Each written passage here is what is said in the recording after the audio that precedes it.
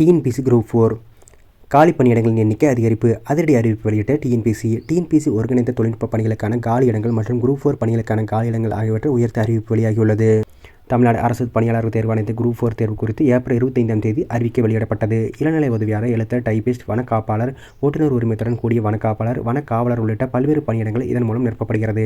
2025ஆம் ஆண்டுக்கான TNPSC group 4 தேர்வு ஜூலை 12ஆம் தேதி நடைபெற உள்ள நிலையில் தேர்வுக்கு மொத்தம் 13,89,738 தேர்வர்கள் விண்ணப்பித்திருக்கிறார்கள். இதில் 11,48,019 பேர் தேர்வு எழுதினர். மீதமுள்ள 2,41,719 பேர் தேர்வர்கள் குரூப் 4 தேர்வு எழுதவில்லை. இதனால் தேர்வு எழுதியவர்கள் வீதம் 82.61ஆக இருந்தது. இவர்களுக்கான தேர்வு முடிவுகள் வெளியிடப்பட்டு கலந்தாய்வும் தொடங்கி நடைபெற்று வருகிறது. இந்த நிலையில் தேர்வு முடிந்து ஆட்கள் தேர்வு செய்யப்படும் வரை அவ்வப்போது காலி பணியிடங்களின் எண்ணிக்கை உயர்த்தப்படுவது வழக்கம். அந்த வகையில் தற்போது டிஎன்பிஎஸ்சி குரூப் 4 காலி பணியிடங்களின் எண்ணிக்கை உயர்த்தப்பட உள்ளது.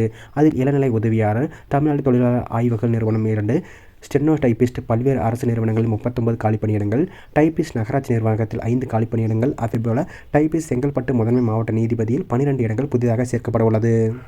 அதேபோல டிஎன்பிஎஸ்சி ஒருங்கிணைந்த தொழில்நுட்ப பணிகளுக்கான காலி பணியிடங்களின் எண்ணிக்கையும் 190ஆக அதிகரிக்கப்பட்டுள்ளது. இதனால் டிஎன்பிஎஸ்சி தேர்வு எழுதிய தேர்வர்கள் மகிழ்ச்சியில் ஆழ்ந்துள்ளனர்.